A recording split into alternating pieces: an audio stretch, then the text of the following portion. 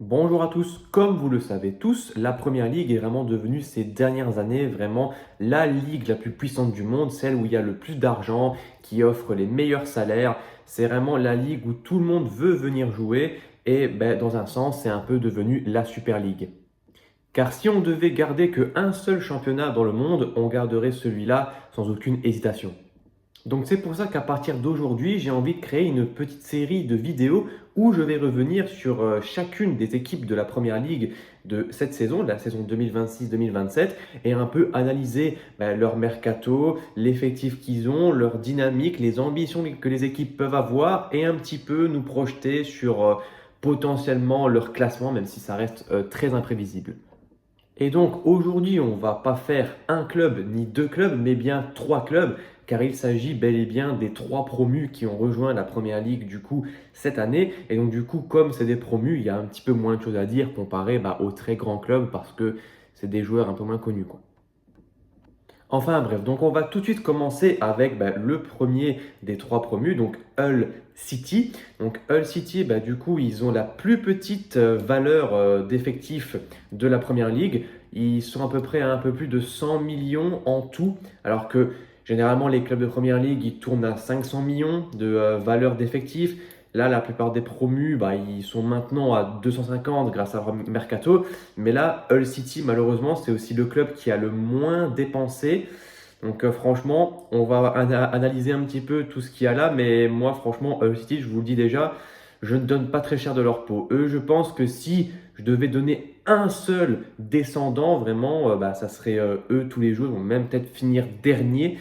Je ne vois pas trop comment ils peuvent se maintenir parce que déjà, sur ce mercato-là, ils n'ont dépensé pour l'instant que 38 millions d'euros par rapport aux deux autres promus qui ont dépensé 127 et 100 millions respectivement. Et la plupart des clubs de Première Ligue ont dépensé une centaine de millions. Mais sauf que eux, ils viennent de la deuxième division avec que des joueurs du niveau de la deuxième division, ce qui est déjà bien. Mais en première ligue, c'est encore beaucoup plus haut. Donc, tu peux pas te permettre de juste arriver avec ton équipe de la deuxième division et espérer faire un truc. Non, quand tu viens de la D2 à la D1 anglaise, tu dois vraiment changer quasiment toute ton équipe. Tu dois faire minimum 7 ou 8 recrues que ce seront tes titulaires, comme l'a fait Sunderland l'année passée. Et ça s'est très bien passé parce que justement, ils ont terminé septième du championnat. Ouais, c'est bien ça. Donc en tout cas, ici, pour les arrivées du côté de Hull City, il y en a, mais c'est pas hyper alléchant. Déjà, il y a le gardien Tsolakis, ça c'est une arrivée. Puis ensuite, il y a Nobel Mendy, pour ceux qui jouent au mode carrière, vous le connaissez sûrement, il vient du Rayo Vallecano. C'est pas encore officiel, mais bon, le mec a quand même pris un jet en direction de Hull City, justement, pour... voilà, donc si on me dit qu'il va pas y aller, je sais pas trop. Et après, au milieu de terrain, ils ont recruté Zambrano, le japonais Morita et Dal. Et après, ils ont recruté Matt Target de Newcastle, du coup, gratuitement. Donc, ouais, c'est des arrivées, ça va, mais pour essayer de se maintenir en première ligue, ça me semble un peu faible. Surtout que Hull, en Championship, il jouait avec un système en 3-4-3. Donc, ouais, défense à 3 comme ça, quand tu es un petit club de première ligue, on verra bien que tu vas certainement être le plus petit club de première ligue. Parce que là, dans les joueurs qu'ils ont là, je ne connais pas grand monde. Donc, il y a bien sûr Hughes, le défenseur central. Si vous jouez au mode carrière, vous devez le connaître. Puis ensuite, au milieu de terrain, c'est un double pivot Slater et Crooks. Je ne connais pas trop. Et après, les pistons, c'est Giles, Coyle, je ne connais pas. Et après, par contre, un petit peu les MOC attaquants comme ça, là, il y a le Canadien Millard. Lui, je le connais, mais bon, en première ligue, voilà. Et après, c'est pas la peine de vous énoncer tout l'effectif. On ne connaît pas grand monde, hein, c'est comme ça. Donc, moi, franchement, Hull City, déjà la valeur d'effectif qui parle, le mercato, pas franchement très emballant. Ils ont très peu dépensé. Il y a des recrues, mais il faut recruter quasiment partout hein, quand tu montes comme ça. Et là, franchement, au niveau de l'effectif, là, la base qu'ils ont là avec eux et les recrues, franchement, Hull, il n'y aura pas de miracle, hein. Je pense que ça va descendre bien gentiment et que Non, je vois pas comment ils peuvent se maintenir. Donc en tout cas, on va pas passer 30 ans sur eux. Mais voilà, donc Hull City, ça me fait de la peine parce que j'aime bien leur logo. C'est un club vraiment avec une ADN bien anglaise, mais bon, c'est comme ça. Il n'y a que 20 places en première ligue et il y a 3 descendants par an. Donc il n'y a pas tout le monde qui peut jouer. Puis ensuite, on va passer du coup à l'autre montant, Coventry City. Donc Coventry, là, c'est déjà un petit peu mieux ce qu'ils proposent, même si je suis pas sûr qu'ils vont se maintenir parce que avec du coup West Ham et Wolverhampton qui sont enfin descendus, ce sont des clubs qui étaient habitués aux dernières places du classement. Donc là, vu qu'ils sont bel et bien descendus, là, tu as moins d'équipes vraiment faibles de Première Ligue.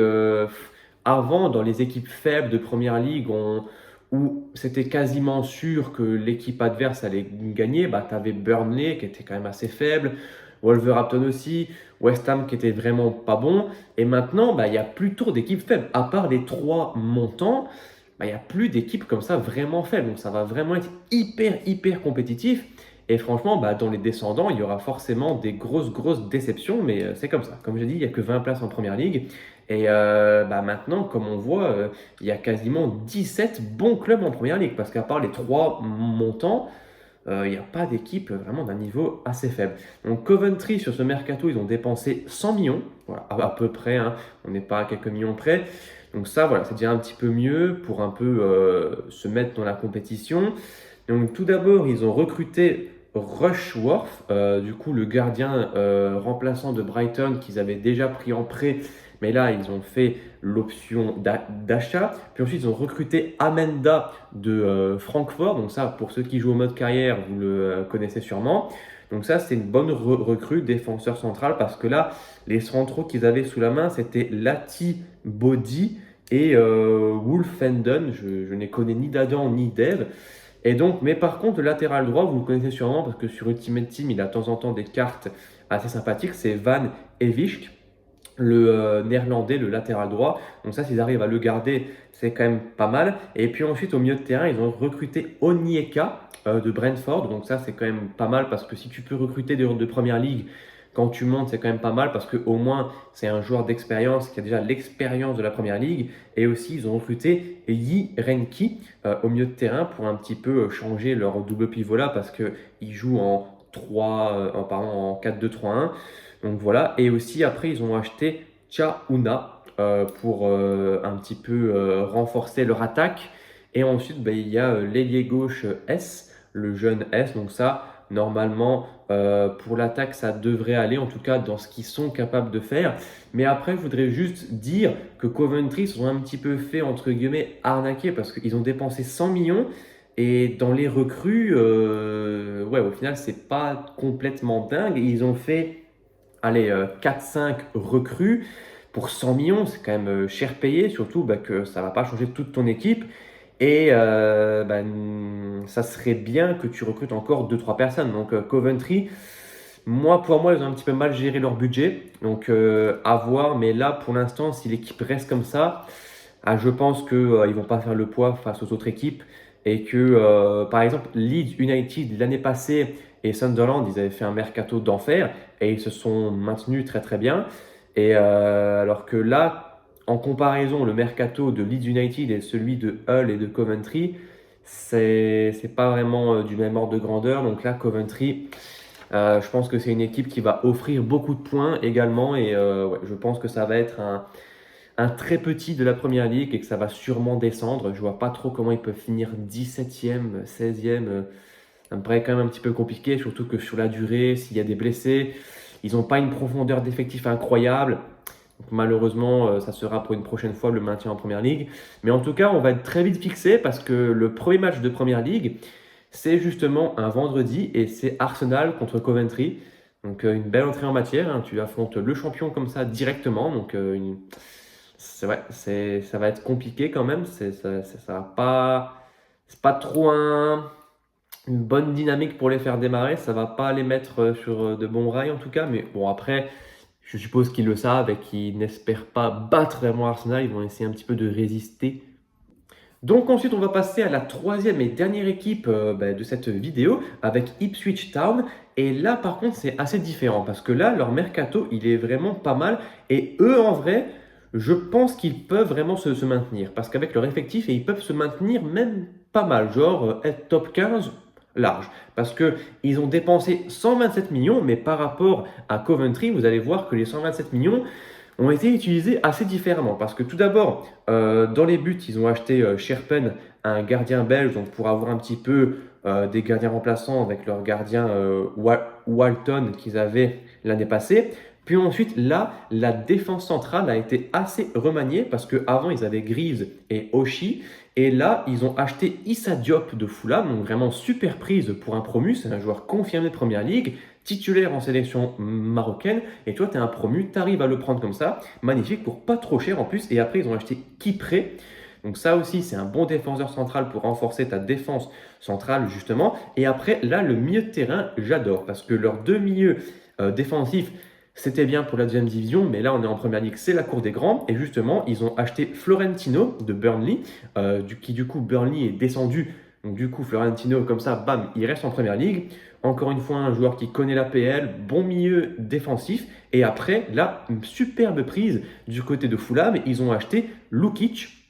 Je ne sais plus si c'est un Serbe ou enfin, c'est des pays par là. Et là, Lukic, super, top milieu défensif. Bon joueur de première ligue, qui connaît la MPL, expérimenté et tout. Donc ça, franchement, c'est vraiment quatre superbes prises pour renforcer ton secteur défensif parce qu'on sait, tu vas être beaucoup exposé quand tu es un peu une petite équipe ainsi. Donc, vaut mieux d'abord renforcer ton secteur défensif et après voir pour le reste. Et justement, pour le reste, ils ont vu et ils ont très bien vu parce que déjà, ailier droit, ils ont acheté Fataou de Leicester parce que Fataou, il était resté quand Leicester était descendu en D2, mais là ils sont en D3, donc il ne faut quand même pas déconner. Donc là, Fataou, pour renforcer ton secteur offensif, c'est top. Et après, à gauche, ils ont acheté Maeda, le japonais du Celtic, pour avoir un petit peu plus de profondeur de banc. Ils avaient déjà Jayden Philogene, le jeune en anglais, avec un bon talent. On verra ce que ça va redonner quand il va remonter en PL. Donc ça, c'est top. Et après, ils ont acheté Akpom de Middlesbrough, je pense. C'est ça son club? Ouais, je pense. Là, Akpom, encore une fois, superbe prise. Il avait déjà joué en première ligue, je pense, parce qu'il était monté déjà une fois. Ou je sais plus. Mais en tout cas, c'est un très bon joueur de Division 2 anglaise dans tous les cas. Et là, Akpom, pour venir renforcer Ipswich à un montant, franchement, tu te mets bien. C'est un bon joueur, bon milieu offensif. Il connaît bien l'Angleterre, on va dire. Et après, pour le poste d'avancement, tu as acheté Emerson. Donc ça aussi, c'est vraiment pas mal. Donc là, franchement, en conclusion, Ipswich, c'est vraiment le mercato des promus qui me hype le plus. Et franchement, c'est pas juste un mercato pour essayer de se maintenir à tout prix en croisant les doigts. Là, je pense que c'est vraiment un mercato pour s'installer en première ligue parce que déjà, que c'est assez dur de vraiment attirer des personnes, des bons joueurs quand tu es un promu. Donc là, franchement, s'ils arrivent à se maintenir en PL avec, allez, on va dire une 12e, 13e place, là, ils pourront encore se renforcer davantage tout en gardant les joueurs qu'ils ont déjà là. Donc franchement, Ipswich, il y a vraiment moyen que ça reste en PL, genre 2, 3, 4, 5 ans, et après, ça peut y rester plusieurs années. Mais donc du coup, si Ipswich reste, qui part de la première ligue, en tout cas maintenant, ça, on verra bien, ça va être très intéressant. Et donc voilà, donc en conclusion, pour conclure vraiment le mercato des promus, les ambitions qu'ils peuvent avoir, Hull, je les vois assez nettement dernier, peut-être même genre très loin dernier. Après Coventry, peut-être avant-dernier ou avant-avant-dernier au mieux. Franchement, s'ils finissent 17e, c'est un miracle. Si Coventry arrive à se maintenir, c'est un miracle. Et après, Ipswich, là, franchement, s'ils descendent, c'est une énorme déception parce que tu as quand même pas mal de joueurs qui connaissent la première ligue, qui ont déjà joué en première division ou à minima, qui sont des très bons joueurs des deux.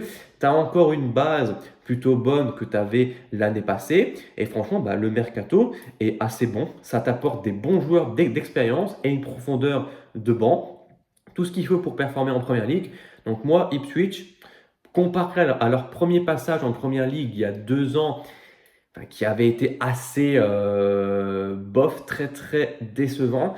Là, je pense qu'ils reviennent pour faire les choses un petit peu mieux. Et ouais, franchement, pour moi, si on me demande, ils vont se maintenir. Et voilà, c'est tout ce que j'avais à dire sur le mercato des promus. Maintenant, on va repasser sur une vidéo, un club pour m'y attarder un petit peu plus profondément. Et en tout cas, on verra bien en première ligue. Il y a énormément de scénarios qui peuvent se passer. Elle est hyper imprévisible, cette ligue. Donc franchement, on verra bien. Et la course au maintien va être assez intéressante parce que, comme j'ai dit, maintenant, ben, à part Coventry et Hull, il y a très peu de clubs très très faibles. Donc je pense que la course au maintien cette saison va être assez excitante parce qu'il y a forcément un club pas trop mauvais qui va descendre. De ce que je vois, peut-être Newcastle parce que ils ont perdu énormément de joueurs, leur mercato est pas dingue et déjà que quand ils avaient leurs meilleurs joueurs, ils ont fini assez bas dans le classement.